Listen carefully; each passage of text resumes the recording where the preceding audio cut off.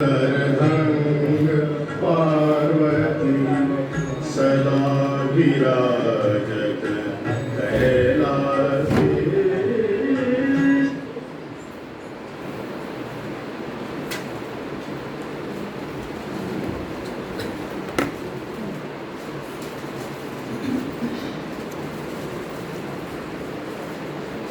ॐ पूर्णमदः पूर्णमिदं पूर्णात् पूर्णमुदच्यते पूर्णस्य पूर्णमादाय पूर्णमेवावशिष्यते। ॐ शान्ति शान्ति शान्तिः। श्रुतिस्मृतिपुराणानाम् आलयं करुणालयं नमामि भगवत्पादं शङ्करं लोकशङ्करं शङ्करं शङ्कराचार्यं केशवं बादरायणं सूत्रभाष्यकृतौ वन्दे भगवन्तौ पुनः पुनः। ईश्वरो गुरुरात्मेति मूर्तिभेदविभागिने व्योमवद्व्याप्तदेहाय दक्षिणामूर्तये नमः। ॐ नमो ब्रह्मादिभ्यो ब्रह्मविद्यासम्प्रदायकर्तृभ्यो वंशर्षिभ्यो महद्भ्यो नमो गुरुभ्यः।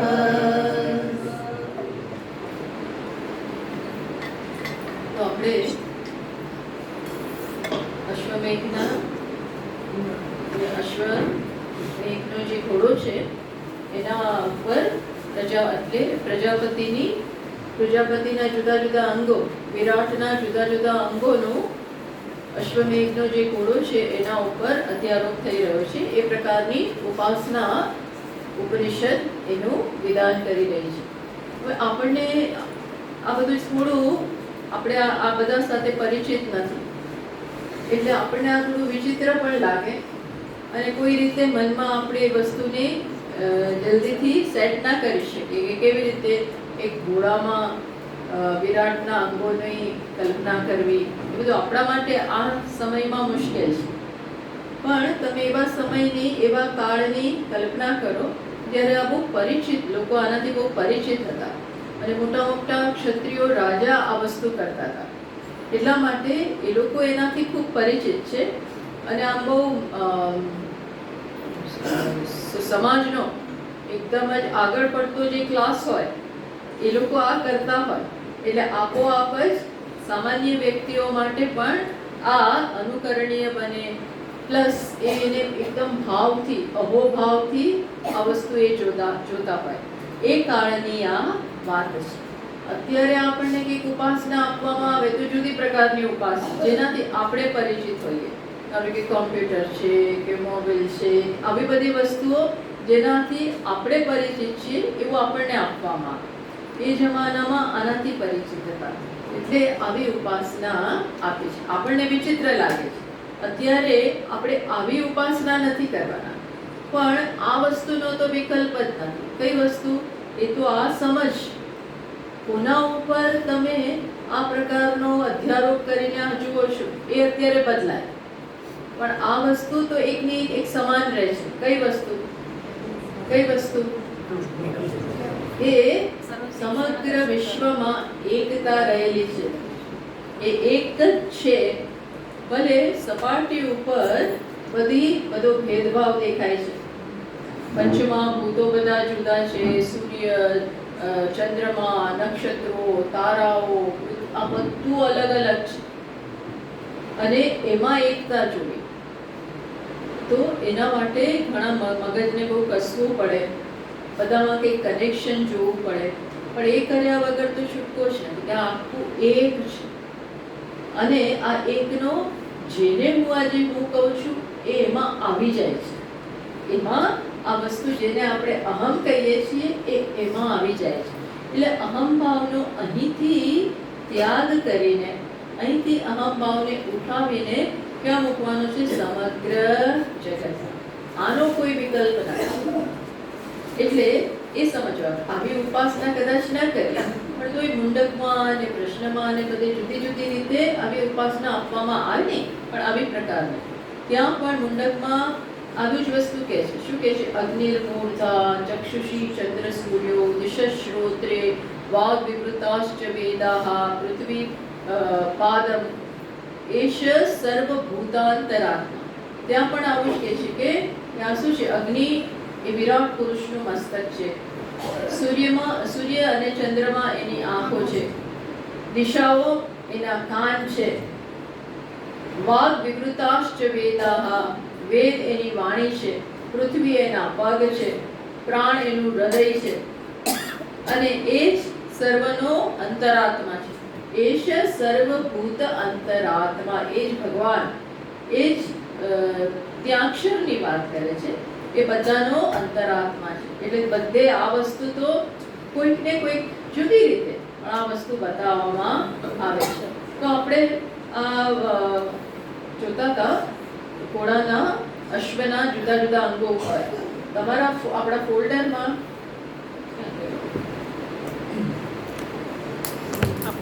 એક્સ્ટ્રા હોય. આપણા ફોલ્ડરમાં આપણે જોયું. હવે એ સિવાય પણ બધું બહુ એનું વર્ણન છે. એ તમને હું બતાવી દઉં.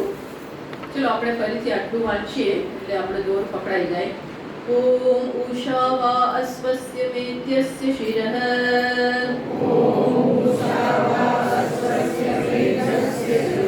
સૂર્યશ્ચક્ષુઃ વાતપ્રાણઃ યાતમગ્નિર્વૈશ્વાનરઃ સંવત્સર આત્મા અશ્વસ્ય મેધ્યસ્ય યૌ પૃષ્ઠમ અંતરિક્ષમુદરમ પૃથ્વી પાજસ્યમ. આટલું આપ્યું અને આમાં વચ્ચે લખ્યું. શું લખ્યું? આત્મા અશ્વસ્ય મેધ્યસ્ય. એ બધે જ લઈ લેવાનું. બધા જ અંગોમાં, એટલે અશ્વના બધા જુદા જુદા અંગોમાં વિરાટના જુદા જુદા ભાગનો અવયવોનો અધ્યારોપ એ બધે લઈ લેવાનું. હવે જુઓ છેલ્લે આપણે જોયું કે દ્યૌઃ પૃષ્ઠમ સ્વર્ગલોક એ ઘોડાની પીઠ છે એવું જોવાનું. અંતરિક્ષમ ઉદરમ અંતરિક્ષ એનું પેટ છે. પૃથ્વી પાજસ્યમ પૃથ્વી એના પગ રાખવાનું સ્થાન છે. પછી આગળ ત્યાંથી તમને હું કહી દઉં. પાર્શ્વ ભાગ, ઘોડાનો જે પાર્શ્વ ભાગ છે એ દિશાઓ છે. જો પૃથ્વી પાર્શ્વે અવાંતર દિશ. પૃથ્વી ઘોડાનો જે પાર્શ્વ ભાગ પીઠનો ભાગ છે એ દિશાઓ છે. પછી પશવઃ અવાંતર દિશવઃ દિશઃ પાર્શ્વે દિશાઓ એનો પીઠ પાછળનો ભાગ છે. અવાંતર દિશવઃ પર્શવઃ. એ શું છે? અવાંતર એટલે બીજી સાઈડની જે દિશાઓ છે એ ઘોડાની શું છે? પાંસળીઓ. એની જે બધી પાંસળીઓ હોય એ છે. પછી ઋતુઓ ઋતવઃ અંગાની. બધી ઋતુઓ ગ્રીષ્મ ને વસંત ને આ બધી જે જુદી હેમંત ને આ બધી જે ઋતુઓ આવે એ શું છે? ઘોડાના અંગો છે. જુદા જુદા અંગ છે. પછી શું આવે છે? માસાહ માસાશ્ચ અર્ધમાસાશ્ચ પર્વાણી. તો શું છે? એનો અર્થ થાય કે મહિનો અને પખવાડિયું એ પેલા ઘોડાનું શું છે? એ ઘોડાના જે જોઈન્ટ્સ હોય, જે બધી સંધિઓ હોય એના ઉપર કઈ પ્રકારનો અધ્યારોપ કરવાનો? મહિનો અને પખવાડિયું એ પ્રકારે એના ઉપર અધ્યારોપ કરવાનો. પછી માસાશ્ચ અર્ધમાસાશ્ચ પર્વાણી. અહોરાત્રાણી પ્રતિષ્ઠાઃ. દિવસ અને રાત એ શું છે? પગ છે. દિવસ અને રાત એ ઘોડાના જે પગ છે એના ઉપર દિવસ અને રાતનો અધ્યારોપ કરવાનો. અને આ દિવસ અને રાત કોના? પ્રજાપતિના. પ્રજાપતિનો દિવસ આપણાથી એમનું 1 વર્ષ આપણું 1 વર્ષ એ એનો 1 દિવસ એવું છે. એ પ્રકારે એના ઉપર અધ્યારોપ કરવાનો. પછી ઘોડાના જે અસ્થિઓ છે, નક્ષત્રાણી અસ્થિની, ઘોડાની બધા બોન્સ અસ્થિ છે એ એના ઉપર શેનો અધ્યારોપ કરવાનો? નક્ષત્ર. બધા નક્ષત્રો એના અસ્થિ છે. પછી આકાશ જે છે, નભઃ માંસાની, આકાશ છે એ શું છે? માંસ, ફ્લેશ. ઘોડાનો જે માંસ છે, માંસનો ભાગ છે એ આકાશ છે. હવે આ કનેક્શન બહુ જોવું પડે, એનો ઘણો બધો અર્થ. ના ના, આકાશ में स्थित मेघ मांस है. आकाश में स्थित, આમ તો લખ્યું છે નભઃ માંસાની, નભઃ આકાશ, ટ્રાન્સલેશન એવું છે પણ ચોખ્ખો શબ્દ શું છે? નભઃ માંસાની. પછી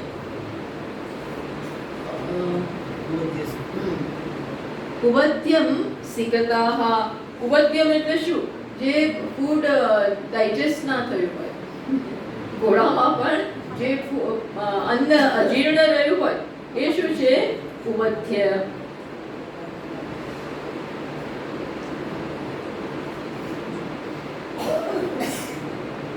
ઉદરસ્થ, ઉદરમાં રહેલું અજીર્ણ અન્ન એ શું છે? ઉવદ્યમ સિકતાઃ. સિકતાઃ એટલે શું? એકદમ એનો જે માંસનો ને બધો ભાગ જે બહુ લૂઝ હોય, જે રેતી જેવો હોય, એ બધું શું છે? પેટમાં અન્ન જે બચ્યું ના હોય તો એની સ્થિતિ જે બહુ લૂઝ હોય એને અહીંયા ઉવદ્ય કહ્યું. પછી નાડીઓ એ શું છે? બધી નદીઓ છે. સિંધવઃ ગુદાઃ. નાડીઓ, એની શરીરની બધી નાડીઓ નદીના સ્થાને છે, એના ઉપર નદીનો અધ્યારોપ કરવાનો. પછી ઘોડાનું લીવર જે હોય એના ઉપર એનો અધ્યારોપ કરવાનો. પર્વતોનો અધ્યારોપ કરવાનો. પછી હૃદયની નીચે રહેલ, ઘોડાના હૃદયની નીચે રહેલ જે માંસનો ખંડ હોય, માંસનો પિંડ હોય, એના ઉપર જુદા જુદા એકદમ પેલા પીક વાળા, શિખરો વાળા પર્વતો હોય એનો અધ્યારોપ કરવાનો. પછી આવે છે વનસ્પતયશ્ચ લોમાની. ઘોડાના શરીર ઉપર જે વાળ હોય એના ઉપર છે એનો વનસ્પતિનો અધ્યારોપ કરો. ઔષધિ એટલે વનસ્પતિ. પછી આવે છે ઉદ્યન પૂર્વાર્ધઃ નિમ્લોચન જગન્નાથઃ. એટલે નાભીનો ઉપરનો ભાગ અને નીચેનો ભાગ. એટલે ઉપર જતો સૂર્ય, નાભીનો ઉપરનો ભાગ એટલે ઉપર જતો સૂર્ય, એટલે સૂર્યનો ઉદય થાય એ, અને સૂર્યનો અસ્ત થાય એ નાભીની નીચેનો ભાગ. યદ વિજૃંભતે તદ વિદ્યોતતે.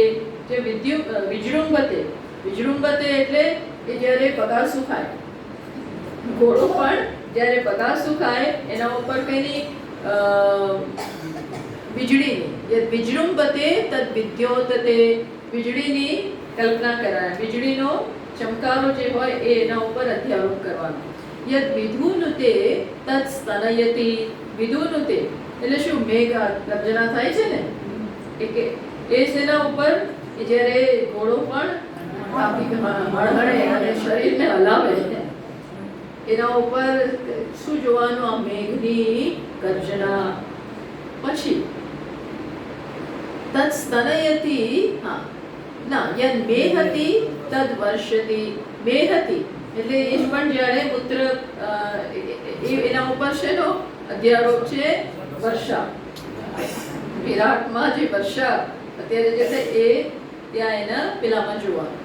પછી વાગ એવ અસ્ય વાગ.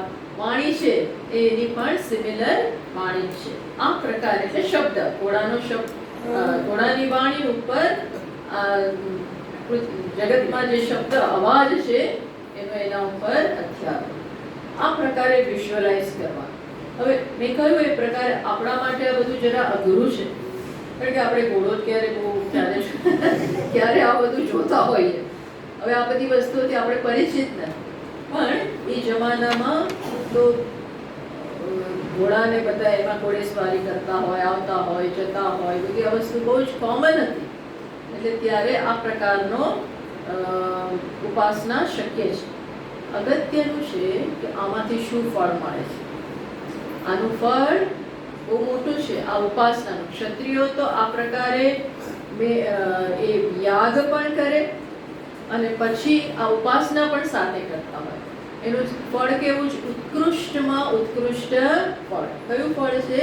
બ્રહ્મલોક. ફળમાં જે કલ્મિનેશન છે, સૌથી શ્રેષ્ઠ જે ફળ છે એ એમને પ્રાપ્ત થાય. હવે બ્રાહ્મણો આપણે કહ્યું કે એ આવું યાગ કરે નહીં, પણ એ જો આવી ઉપાસના કરે તો પણ એમને આવું ફળ પ્રાપ્ત થાય. તો અહીં સાથે સાથે હવે જ્ઞાનનો ઉપનિષદ જ્ઞાનનું જ્યારે ચેપ્ટર પ્રારંભ કરવાનું છે ધીરે ધીરે, ત્યાર પહેલા આ ઉપાસનાના મેં કહ્યું ને 2 આશય છે. અહીં આ પ્રસ્તુત કરવા પાછળ 2 મુખ્ય આશય છે. એક તો કહ્યું કે આપણે વિરાટની સગુણ બ્રહ્મનું ધ્યાન, સગુણ બ્રહ્મ સાથે તાદાત્મ્ય, એક આની પાછળનું ઇન્ટેન્શન છે. અને બીજું કયું છે કે આવા ઉત્કૃષ્ટ ફળ પ્રત્યે પણ વૈરાગ્ય જન્મે. આવું ઉત્કૃષ્ટ ફળ મળે છે.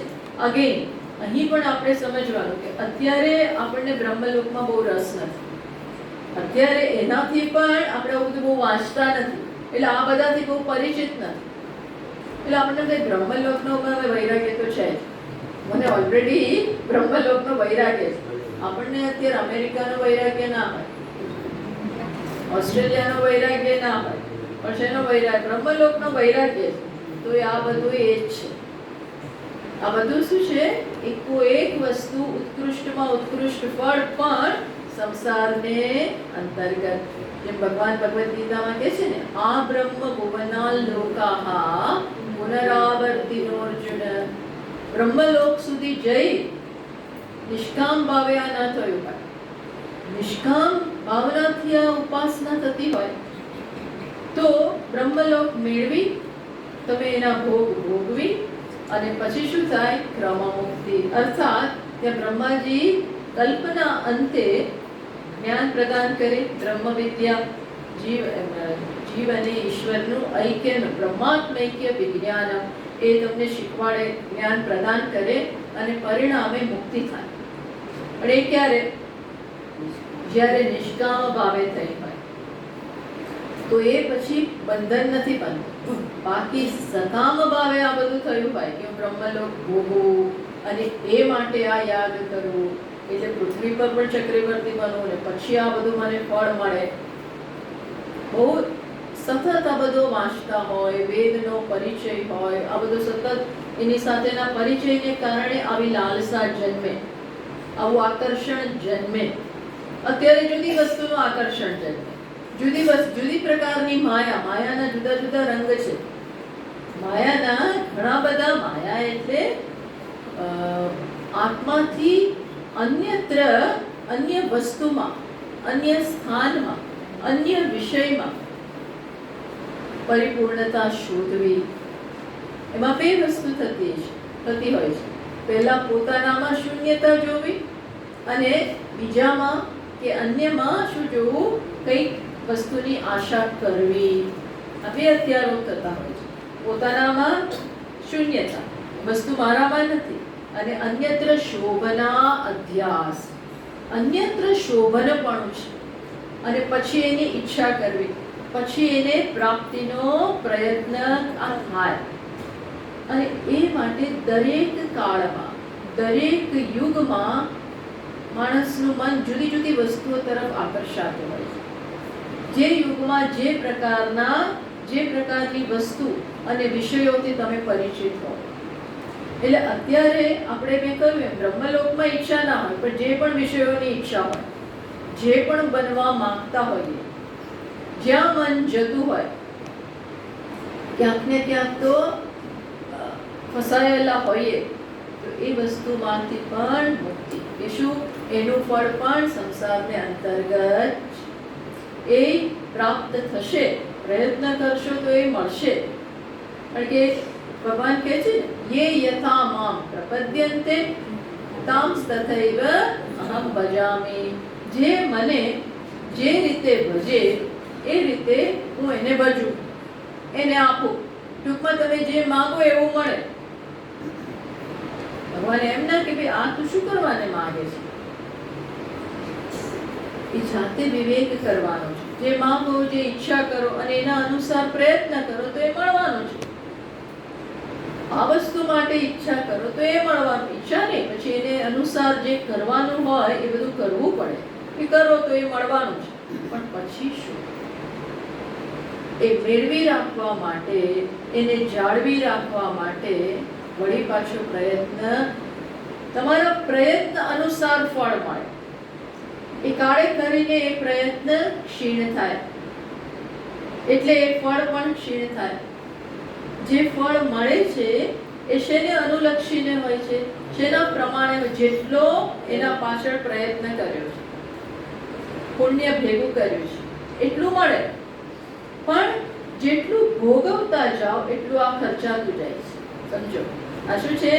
જેટલું ભોગવીએ છીએ એ એના પાછળ ચૂકવતા જાય. મફત નથી આ કશી પણ વસ્તુ. નો ફ્રી લંચ, કશું ફ્રી નથી. ભગવાન એક ઉપર એક ફ્રી નહીં, તો અહીંયા છે એક ઉપર એક ફ્રી, એક ઉપર 3 ફ્રી. તમને ખબર ના પડે, સાથે સાથે 3 ના પૈસા લઈ લેતા હોય. પણ આપણને એવું આમ બોર્ડ મૂકે ને, એક ઉપર 3 ફ્રી, એટલે સૌથી ગાડી ત્યાં રોકીએ, પાર્કિંગ કરે અને એક ઉપર 3 ફ્રી લેવા જાય. એને ખબર નથી અંદરથી લઈ લે તમારા. કશું ફ્રી નથી. તમારે પ્રયત્ન એની પાસે કર. એ માયા, એ સેજ લલચાયા. ત્યાં જોયું કોણીએ આવું લખીને એક ઉપર 3 ફ્રી, એ શું છે? કોણીએ બોર્ડ લગાડે. તમે ત્યાં જાઓ, શાસ્ત્ર એવું કરે, શાસ્ત્ર એવું કરે, શાસ્ત્ર એવું બીજા જેવું. તો કે તમારા વિવેકની પરીક્ષા કરે. ઈચ્છા હોય તો કર, પૂરી કર. અને પછી એ પૂરી કરવાના પ્રયત્નમાં જો શીખી જઈશ તો શીખી જઈશ, અને નહીતર ફરી ફરી ફરી ફરી પુનર્વશમાપદ્યતે. યમરાજા કહે છે કઠોપનિષદમાં, યમરાજા બહુ સ્પષ્ટ શબ્દોમાં લખે છે કે બધા ફરી ફરી મારા સકંજામાં આવે છે, મારે કઈ કોઈ ચિંતા કરવાની જરૂર નથી. શું કે છે? ન સાંપરાય પ્રતિભાતિ બાલમ. ન સાંપરાય. સાંપરાય એટલે મારું કલ્યાણ કરવું, એવું જલ્દી સૂચતું નથી. કલ્યાણ શેમાં દેખાય? આ સાઉથ ઇન્ડિયનોમાં કલ્યાણ એટલે શું ખબર છે? એ લોકો એમ કે કલ્યાણમાં ગયા હતા, એટલે શેમાં ગયા? કલ્યાણ નામની રેસ્ટોરન્ટ હશે, એવું કઈ હશે. પણ કલ્યાણ એટલે લગ્ન. કલ્યાણ એટલે લગ્નમાં કોઈના વેડિંગમાં જાય એને લોકો કલ્યાણ કે. એનું જે વેડિંગનું કાર્ડ લેવા આપે ને, લગ્નની કંકોત્રી આપવા આવે, એના ઉપર એ શું લખ્યું? કલ્યાણ. કલ્યાણ એટલે લોકોને કલ્યાણ શેમાં છે? એમાં કલ્યાણ છે એવું નથી કે નથી કલ્યાણ, એવું નથી. પણ કેવું છે? ન સાંપરાય પ્રતિભાતિ બાલમ. મારું આ જીવન મળ્યું છે, સમય મળ્યો છે તો સાચી શોધી લઉં, એવું સૂઝે જ નહીં. એવું બિલકુલ સૂઝે નહીં. એ કોને? અહીં યમરાજા જરા બરોબર ટોણો મારે. શું કે છે? ન સાંપરાય પ્રતિભાતિ બાલમ. કોને આવું સૂઝતું નથી? બાળકોને. એ કે છે બાળકોને સૂઝતું નથી. બાળકોને, બાળકો કોણ? મોટા બાળકો કે ન સાંપરાય પ્રતિભાતિ બાલમ. કેમ? તો કે પ્રમાદ્યંતમ વિત્ત મોહેન મૂઢમ. પ્રમાદ્યંતમ એ શું કરે છે? પ્રમાદ.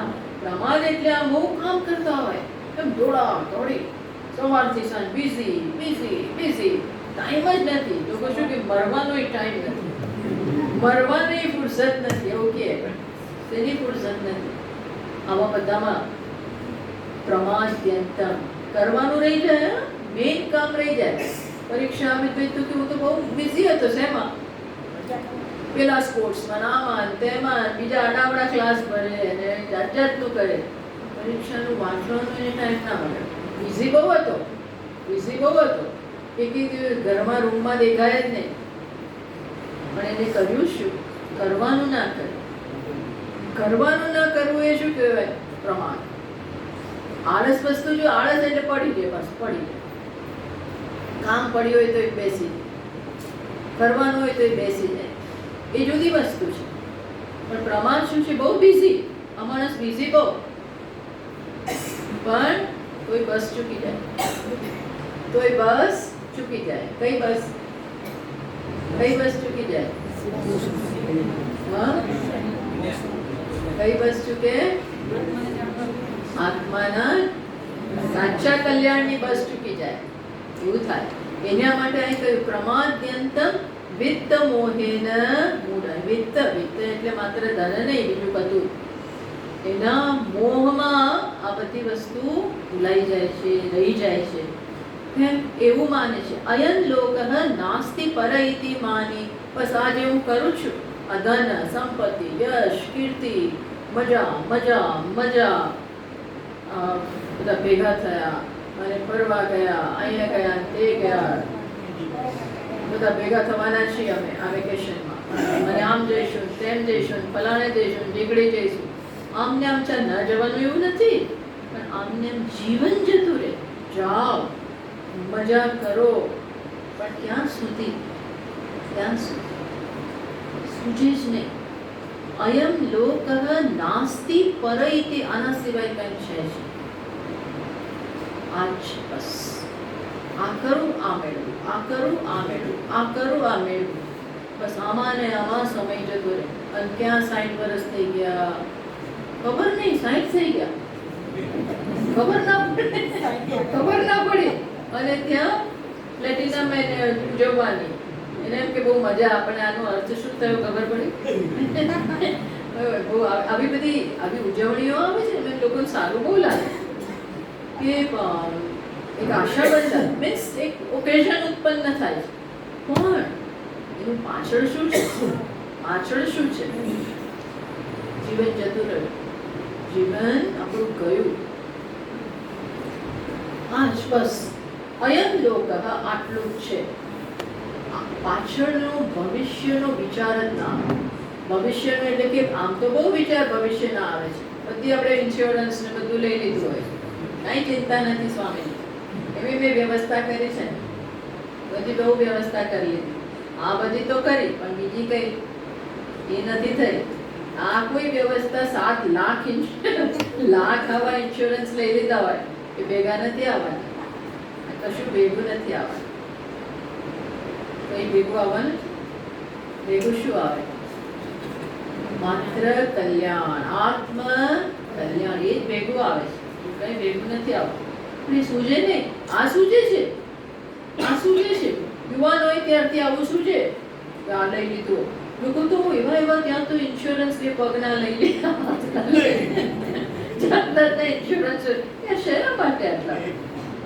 તો કે ના, જતું રહે, બધું લેવું પડે. તો બધાનો લેવો પડે. પણ એ ઇન્સ્યોરન્સની એ બધા બહુ સ્માર્ટ હોય છે. આ રીતે વેરી સ્માર્ટ પીપલ. પણ કયો ઇન્સ્યોરન્સ ના લીધો? એ ઇન્સ્યોરન્સ અગત્યનો છે. એ ઇન્સ્યોરન્સ એ સૂજે જ નહીં. એટલે યમરાજે કે મને બહુ સારું પડે, મારું કામ ધંધો ચાલતો રહે. કેમ? કારણ કે પુનઃ વશમ આપત્યતે મેં પુનઃ વશમ આપત્યતે. હા, મારા વશમાં આવી જાય. મારે એ લોકોને પકડવા જવાની જરૂર નથી. એ આવી જ જાય મારી સામે. ત્રૈવિદ્યામાં સોમપાહા ભૂતપાપાહા. અન્યા એવું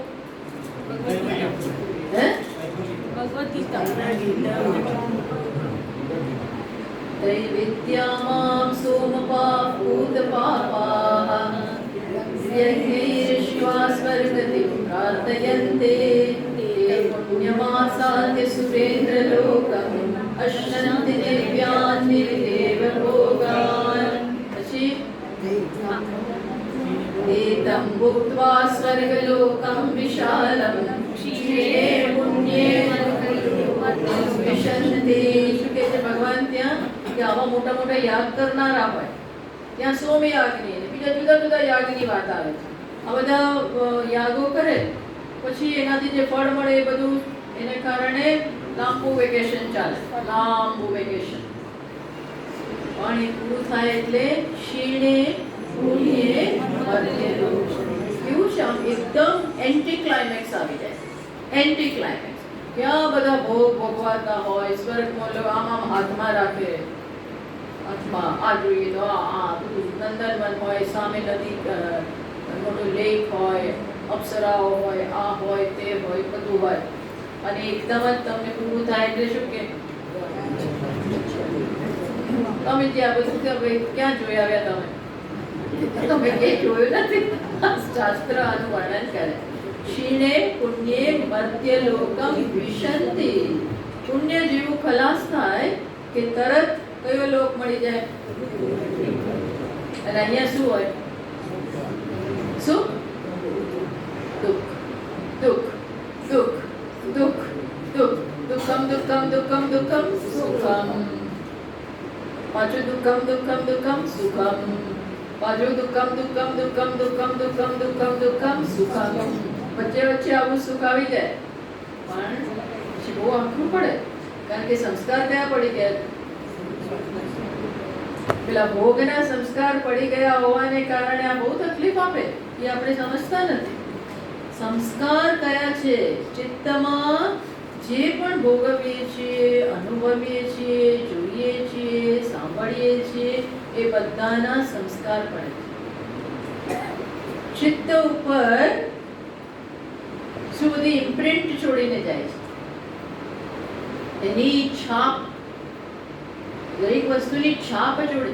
એટલે જ આપણે કહ્યું ને કે શું બોલીએ છીએ, શું કરીએ છીએ, શું વિચારીએ છીએ, શું વાતો કરી, આ બધાના ચિત્ત ઉપર સંસ્કાર આવે છે, ચિત્ત ઉપર એની અસર આવે છે અને બધી ભેગી થાય છે.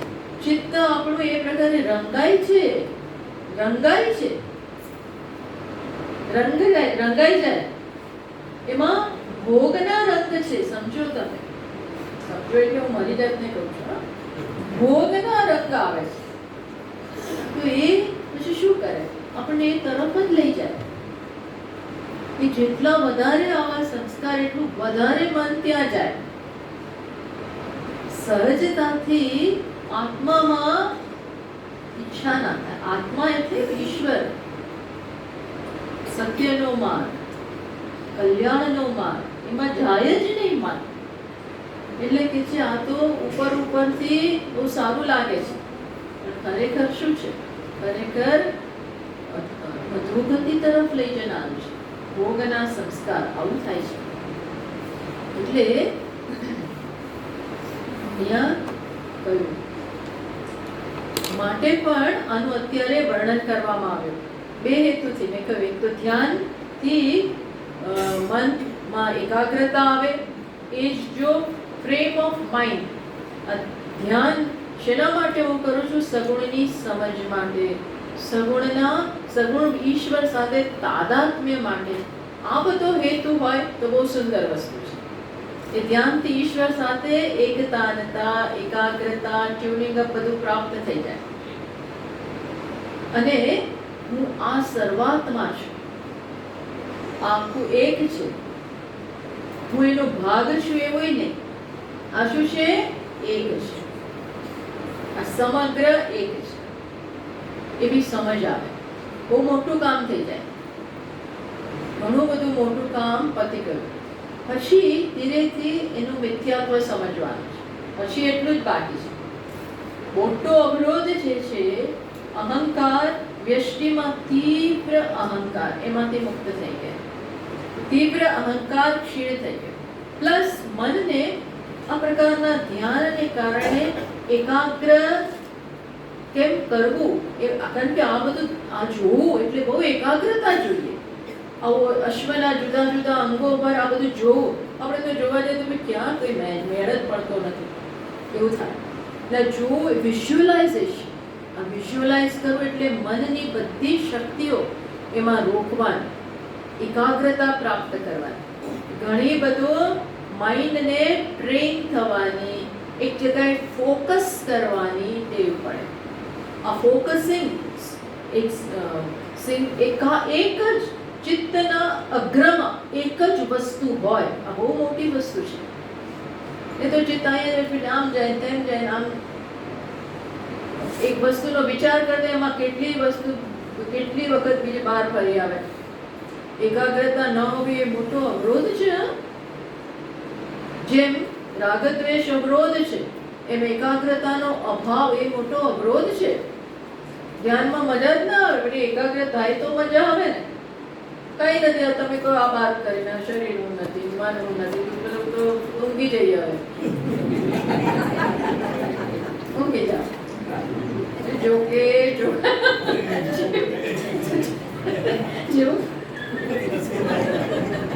જેવું ધ્યાન સવારના મોડમાં ધ્યાન શરૂ કરીએ એ લોકોને અવાજ જ આવવા માંડે. આવું કેમ તરત જ? હવે એ વખતે કેવું કેવી રીતે કે ભાઈ તમે આ શું ઊંઘી કેમ જાઓ છો? પણ થાય, નોટ ઇઝી. ટ્રેન કરવું પડે માઇન્ડને ટ્રેન કરવું પડે, અઘરું છે. હવે આત્મા આટલો સૂક્ષ્મ છે, આટલો શાંત છે, એના માટે હું તૈયાર જ નથી. કારણ કે મને કેની ટેવ પડી ગઈ, ઘોંઘાટ, અવાજ, વાતો, ચીતો, ફાંફા મારવા, આમ કરવું, આવી ટેવ પડી ગઈ છે. એવી ટેવ પડી છે એટલે સ્વમાં સ્થિતિ મુશ્કેલી પડે, મજા જ ના આવે, બોરિંગ, વેરી બોરિંગ. બસ બેસીને શું કરવાનું? એ દેખાય નહીં, તમે કરજો, આ નથી, હું શાંત સ્વરૂપ છું, અસ્થિ સ્વરૂપ છું, ઓકે, મજા નથી આવતી. આના કરતા બીજી બધી ધ્યાન કરે, મ્યુઝિક વાગતું હોય ને આમ લાઈટ ઉપર જોવાનું, એ બરોબર છે. પણ આ તો તમે કહો છો હું જ આનંદ સ્વરૂપ છું, મજા નથી આવતી. એ થાય, સમજી શકાય એવું છે, આ બધું જ થાય. બીકોઝ શું કારણ છે? આપણે એવા સંસ્કાર નથી પાડ્યા. કોનાથી આપણે બોર થઈ જાય ખબર પડી? કોનાથી બોર થઈ જાય? સ્વરૂપ. હવે જશું ક્યાં? જો સ્વરૂપથી પોતાના સ્વરૂપ જ આજે બોરિંગ લાગતું હોય તો જઈશું ક્યાં? તો પછી જગતમાં જ જવું પડશે, અને એનો કોઈ ભરોસો નથી. એ કઈ તમારા પ્રમાણે ચાલવાનું નથી, તમારા પ્રમાણે આપવાનું નથી. એટલે આ કયો રસ્તો પકડીએ છીએ એ ખ્યાલ આવ્યો. એટલા માટે આ ધ્યાન એ રીતે અગત્યનું છે. પણ એનાથી શું ફળ મળે છે એટલે હું જો કરતો હોઉં તો એ પણ બતાવે છે કે ના, વૈરાગ્ય અત્યંત અગત્યનો છે. કારણ કે નહીતર પછી જ્ઞાનનો જે વિષય આવે છે, હવે આવશે પછી, એમાં આત્માની ઉપાસનાની વાત છે. આત્મા ઇત્યેવ ઉપાસિત, આત્માની ઉપાસના કરો. આ આત્મા એ તો આજ જો મુશ્કેલ હોય તો એ તો વધારે મુશ્કેલ પડે, કારણ કે મન ફસાયેલું છે. વૈરાગ્ય ના હોય તો મન ક્યાંક રોકાઈ જાય, મન રોકાઈ જાય છે. એ મન આપણને ઉપલબ્ધ નથી. એટલા માટે આ ધ્યાન માટેના બે હેતુ કયા બે હેતુ છે? એક તો વૈરાગ્ય જન્માવાનું, ઉત્કૃષ્ટમાં ઉત્કૃષ્ટ ફળ ની પણ અંતે ગતિ તો સંસાર જ છે, પરિજન્મ. અને જન્મ એટલે દુઃખ, દુઃખની પરંપરા, મારે આ જોઈતું એવી ઈચ્છા જન્મે. એટલા માટે પણ વૈરાગ્ય જન્મે, એ માટે પણ પ્લસ બીજું છે એના માટે ધ્યાન દ્વારા સગુણ બ્રહ્મ સાથે તદાકારતા પ્રાપ્ત થાય. આ બંને આના હેતુ છે. એટલે એ વસ્તુ કહી. હવે નવું બ્રાહ્મણ શરૂ થશે. આપણે બીજું બ્રાહ્મણ નથી જોતા, આ પહેલો અધ્યાયનો જ આપણે આ એક મંત્ર લીધો, કંડિકા લીધી. પછી હવે બીજા મંત્રમાં જઈએ.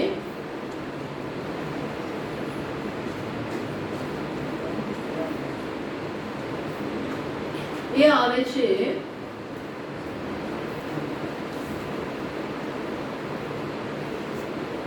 જો આપણો બીજો મંત્ર, એમાં હવે પ્રાણની ઉપાસના આવે છે. અત્યારે આપણે જે જોઈ એ શેની ઉપાસના હતી?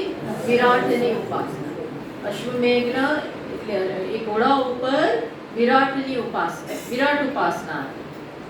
ઘોડાના અંગો ઉપર સમષ્ટિના જુદા જુદા અવયવોનું, ભાગનું એના ઉપર અધ્યારોપ કરે, એ આપણે જોયું.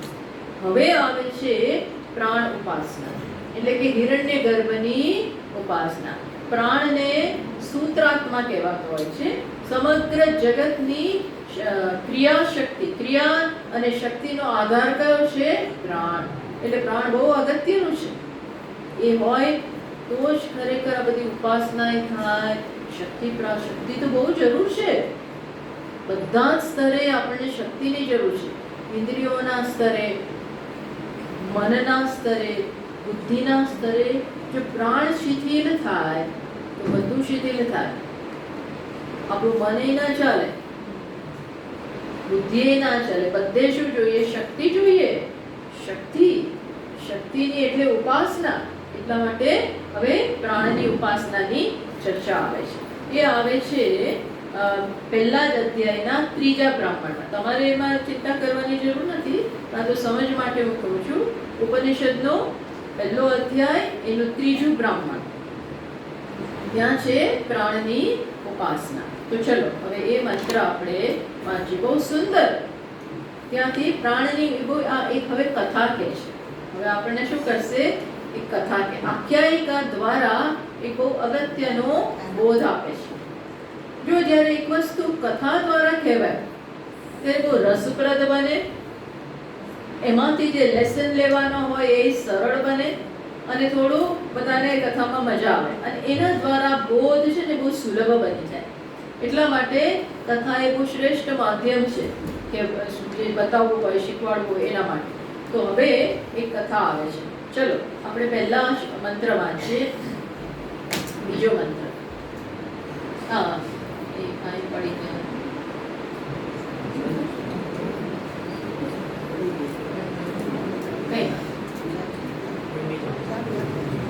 ના, એને કઈ નથી થયું.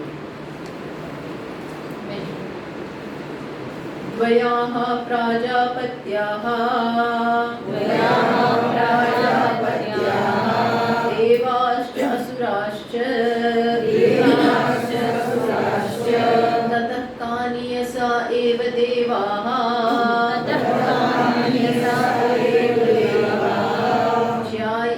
જ્યાયસા અસુરાઃ તે એષુ લોકેષુ અસ્પર્ધન્તે દેહદેવાઃ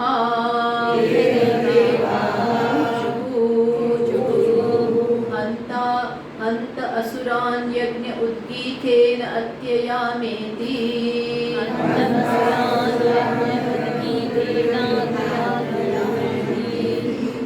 શું કહે છે? હવે મેં કહ્યું કથા કહે છે કે એક સમયે પ્રજાપતિ એટલે બ્રહ્માજી, સૃષ્ટિકર્તા, એના શું હતા? પ્રજાપતિ દ્વયાઃ પ્રાજાપત્યાઃ. આ પ્રજાપતિના બે સંતાનો છે. એની પ્રજોત્પત્તિમાં બે પ્રકારના સંતાનો છે. કોણ છે? તો કે દેવાશ્ચ અસુરાશ્ચ. એક છે દેવતાઓ અને બીજા છે અસુરો. પ્રજાપતિના આ બંને સંતાનો છે સરખા. પણ આ દેવતા અને અસુરામાં કોણ વધારે છે અને કોણ ઓછા છે? તો કે છે આપણે સમજી શકીએ, આ બહુ બધા જાણીએ છીએ. તતઃ કાનિયસાઃ એવ દેવાઃ. એમાં આ દેવતાઓ જે છે એ કાનિયસાઃ, કાનિયસ એટલે ઓછા. કોનાથી? અસુરોથી. જ્યાયસાઃ અસુરાઃ. અસુરો બહુ મોટી સંખ્યામાં છે, હંમેશા છે. હંમેશનું આ છે, નવું નવું નથી. હંમેશા અસુરો મોટી સંખ્યામાં હોય. તામસિક વૃત્તિ ધરાવનાર પ્રજા હંમેશા મોટી માત્રામાં હોય, અને સાત્વિક કેવા હોય? ઓછા હોય, અલ્પ, આંગળીના વેઢે ગણી શકીએ એટલા હોય. પણ એ જ બતાવે છે બહુ અઘરું છે, પેલામાં કોઈ પ્રયત્ન જ નથી. અસુર બનવામાં કોઈ પ્રયત્ન નથી, એની જાતે થાય, બની જઈએ. દેવ બનવામાં પ્રયત્ન છે, પુરુષાર્થ છે. પુરુષાર્થ શેમાં છે? દેવ બનવામાં. એટલા માટે આ અસુરો મોટી સંખ્યામાં છે અને દેવતાઓ ઓછી સંખ્યામાં છે. અને આ બંને વચ્ચે હંમેશા શું ચાલે છે? સતત સ્પર્ધા, સતત બેટલ, સતત બંને વચ્ચે હોડ જ લાગી હોય. જે રીતે એષુ લોકેષુ અસ્પર્ધન્તે, હંમેશા એ લોકો સ્પર્ધા કરે છે. કોનાથી? એકના બીજાથી આગળ નીકળી જાય. અમારો પ્રભાવ, દરેક પોતાનો પ્રભાવ પ્રસ્થાપિત કરવા માંગે છે. તો એક વખત આવું થયું કે અસુરો જીતી ગયા છે, એટલે સતત આ લોકો પછી દેવતાઓ ફરી પાછી પોતાની જીત પ્રાપ્ત કરવા માટે સતત પ્રયત્ન કરે. તો એમણે પોતાની જીત પ્રાપ્ત કરવા માટે, આમનાથી ચડિયાતા બનવા માટે એમણે એક ઉપાય શોધ્યો. એ કિમિયો અજમાવવા જાય છે. શું? તો એ લોકો અંદર અંદર મીટિંગ કરી, અંદર અંદર વાતચીત ચાલે છે. તેહ દેવાહ ઊચુઃ, અંદર અંદર વાત કરી. શું કરી? અંત અસુરાન યજ્ઞે ઉદ્ગીથેન અત્યયામેતિ. કહ્યું શું? કે ચલો આપણે આવું કરીએ. શું કરીએ? તો કે છે આપણે ઉદ્ગીતનું ગાન કરીએ. શેનું ગાન કરીએ? ઉદ્ગીત. હવે જો આ પણ આપણે જાણતા નથી આ ઉદ્ગીત શું છે. શું થાય? આ સામવેદનો એક અંગ છે. સામવેદમાં આ આવે છે, અને સામવેદમાં જે બધી જુદી જુદી સ્તુતિઓ છે એ ભગવાનને, દેવતાઓને, અથવા જેનો યાદ થતો હોય, એ મુખ્ય દેવતા, અગ્નિ દેવતા હોય, વરુણ, જે પણ હોય, એને ખુશ કરવા માટે જુદી જુદી સ્તુતિઓ ગાવામાં આવે. એટલે તમે જો યાગ ચાલતા હોય ત્યારે પછી છેલ્લે સામવેદનું ગાન કરે. શેના માટે? ખુશ કરવા માટે ભગવાનને. જે પૂજામાં આપણે કરીએ છીએ, ગીતમ સમર્પયામિ, નૃત્યમ સમર્પયામિ, એ આજકાલ આવી પ્રકારની પૂજા છે. પણ યાગમાં આવા ગાનથી, સામવેદના, ત્યાં વૈદિક ગાનથી દેવતાને ખુશ કરવામાં આવે. તો એમણે નક્કી કર્યું કે ચલો આ આપણે ગાઈએ અને જે દેવતા છે એની કૃપા પ્રાપ્ત કરીએ, પુણ્ય પ્રાપ્ત કરીએ. આ બધું સાત્વિક છે વસ્તુ. તો આપણે ચલો ઉદ્ગીતના ગાનથી અસુરો પર, અસુરોને હરાવીએ, અસુરોનો પ્રભાવ ક્ષીણ કરીએ, અને આપણે આગળ નીકળીએ એટલે આપણો પ્રભાવ એ દ્વારા પ્રસ્થાપિત કરીએ. આવી અંદર ચર્ચા થઈ છે. એટલે ઉદ્ગીત ગાવાનું છે. હવે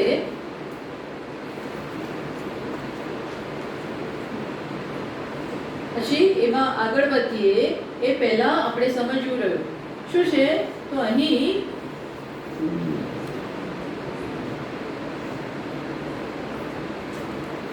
આ આખી કથાનો મુખ્ય આશય શું છે એ બતાવું કે કોનાથી આપણે મૃત્યુને, અજ્ઞાન રૂપી મૃત્યુ, સંગ રૂપી મૃત્યુ, એના ઉપર વિજય કઈ રીતે પ્રાપ્ત કરવો, એના માટે આ છે આખી કથા. તો પ્રજાપતિ એટલે કોણ? આપણે પ્રજાપતિ. દરેકે દરેક વ્યક્તિ પ્રજાપતિ છે, અને એની અંદર આ બે સંતાનો છે. આ બે સંતાનો એટલે શું? આ બે પ્રકારની વૃત્તિઓ રહેલી છે. દરેકમાં આ બે વૃત્તિ છે, અંદર જ રહેલી છે. કઈ કઈ વૃત્તિ? દેવ વૃત્તિ, દૈવી વૃત્તિ, અને આ બધામાં હોય. કઈ વધારે છે, કઈ ઓછી છે, એની માત્રામાં થોડો ફેરફાર હોય, પણ આ હોય ખરી. પણ ધીમે ધીમે દૈવી વૃત્તિ ઉપર, દૈવી વૃત્તિને આપણે વધારવી જોઈએ. એ જ આનો મુખ્ય કલ્યાણનો માર્ગ એના દ્વારા જ કંડારાતો હોય છે. એ દરેકમાં આ છે. અને મેં કહ્યું એ પ્રકારે આ બંને વચ્ચે સ્પર્ધા ચાલે છે. પોતાનો પ્રભાવ બતાવવાનો સતત પ્રયત્ન છે. એનો અર્થ શું થાય? એનો અર્થ એવો થાય કે પ્રત્યેક પરિસ્થિતિમાં આ બંને વૃત્તિ ઊભી થાય અને આપણી પાસે અમુક પ્રકારના નિર્ણયો કરાવડાવે. હવે એમાં કયો નિર્ણય કરીએ છીએ, કોનાથી પ્રેરાઈને નિર્ણય કરીએ છીએ, એ શેના ઉપર નભે છે? કઈ વૃત્તિ જીતી ગઈ? બે વૃત્તિમાંથી દૈવી વૃત્તિ અને આસુરી વૃત્તિ, એ બેમાંથી કઈ વૃત્તિ વધારે પાવરફુલ નીવડી, એના આધારે પ્રત્યેક ક્ષણે જીવનના પ્રત્યેક તબક્કામાં આ સતત ચાલતું હોય છે અને સતત આપણે કોકને વિજયી બનાવીએ છીએ. એવરી મોમેન્ટ આ વસ્તુ ચાલે છે, એ વસ્તુ બતાવે છે. અને કઈ વસ્તુ આપણને અંદરથી ખોટા નિર્ણય કરાવડાવે, એ બધું ડિપેન્ડ્સ કે આપણે કોને પાવરફુલ બનાવીએ છીએ, કોને. દરેક ઉપનિષદમાં આ વસ્તુની વાત છે. મેં કહ્યું ને, પ્રત્યેક ક્ષણે આપણી સમક્ષ બે વસ્તુ આવે, યોગ બી આવે અને ભોગ બી આવે. ભોગ વૃત્તિ પણ આવે, સાથે ધીરું ધીરું અંદરથી બોલે, ના આ બરોબર નથી, આ બરોબર નથી. બહુ જ મીઠાઈઓ સામે આવી હોય, કામ મન તો થઈ જાય, પછી અંદરથી એક જણ બોલતું હોય, શું બોલે? ખબર નથી આ શુગર તો શું થશે, આ જે શુગર છે એનું શું થશે એ ખબર નથી. આ તેલ ને બધું તળેલી બધી સમોસા ને ગોટા ને આ બધું આવતું હોય, પછી મન થઈ જાય, જીભને રસ પડી જાય, જીભવાને મજા આવે, પણ અંદરથી એક ધીમો ધીમો અવાજ આવે, ભલે આપણે ગણકારીએ નહીં, બહુ ગણકારીએ નહીં, કઈ વાંધો નહીં, 6 દિવસમાં કઈ થઈ જાય. ત્યારે તો જીવનમાં બધું હોય, થોડી મજા જોઈએ, આપણે થોડા સારું થઈ ગયા એવું એવું અંદરથી બોલે. અને શું થાય? સીધું જેવું બોલે, હા ત્યાં તો કોલેસ્ટ્રોલ, અને પછી એની ઇફેક્ટ્સ આવશે, હૃદય ઉપર ભાર આવશે, બધી બ્લોકેજીસ આવશે, આમ આવશે, તેમ આવશે. ડૉક્ટરે કહ્યું છે નહીં, ઓછું ઓછું ઓછું. સ્ટ્રેસ ટેસ્ટમાં ફેલ ગયો છે, ટેસ્ટ લે ને એમાં ફેલ ગયો છે, ચાલતા ચાલતા હાફ ચડે છે, આ બધું થાય છે. પણ કઈ વાત, ઘરે જઈને પાછું કરીશું, ઘરે જઈને બધું કરીશું. આવું કરી કરી અને આપણા નિર્ણયો લેવાઈ જાય. કોઈક વાર સાચું નિર્ણય લઈએ, એવી વૃત્તિ જ નહીં, બિલકુલ નહીં, નહીં જ લઉં તો ખાતો જ નથી, મને આપશો જ નહીં, આપશો તો નહીં લો, નહીં એટલે નહીં, એવું થાય. આવું ચાલતું હોય છે. જો એમાં આકર્ષણને, લોભને એને વશ થઈ જાય તો સમજવું કોણ જીતી ગયું. એટલે એક જ વખતે આ લડાઈ થઈ ગઈ એવું નથી. રામ અને રાવણની લડાઈ એ રામાયણમાં થઈ ગયું, મહાભારતમાં થઈ ગયું એવું નથી. આ ક્યાં થાય છે? અહીંયા જ છે. કુરુક્ષેત્ર અહીંયા છે. ક્યાં છે? અને ત્યાં આ બંને છે. એટલા માટે ભગવાને અહીંથી લીધું છે. ક્યાંથી લીધું છે? 16મા અધ્યાયમાં આની ચર્ચા છે. આખું ચેપ્ટર અને આપ્યો ભગવાને. દૈવાસુર સંપદ વિભાગ યોગો નામ. 16મો અધ્યાય એનું મૂળ આ છે. ત્યાંથી અહીં નથી આવ્યું, ગીતામાંથી અહીં નથી આવ્યું. ક્યાંથી ગયું છે? અહીંથી ત્યાં. કારણ કે ભગવાન તો શું છે, ભગવાને શું કર્યું છે ગીતામાં? બધા ઉપનિષદોનો સાર, બધા ઉપનિષદમાં શ્રેષ્ઠ વસ્તુ દોહન કરીને લઈ લીધું. ગોપાળ છે ને શ્રેષ્ઠ દોહન કરનારા. આવા બધા જ ઉપનિષદોનું સરસ દોહન કરી અને